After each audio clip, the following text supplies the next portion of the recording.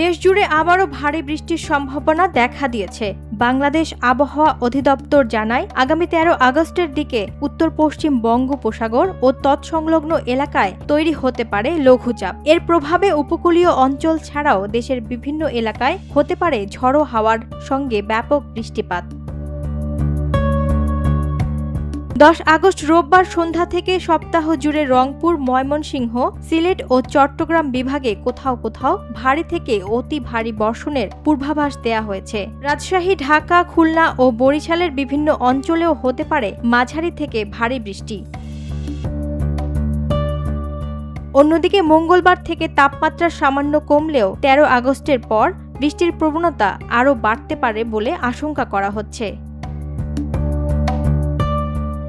এমন আশঙ্কায় আবহাওয়া অধিদপ্তর উপকূল ও নিম্নাঞ্চলের বসবাসকারীদের সতর্ক থাকার পরামর্শ দিয়েছেন।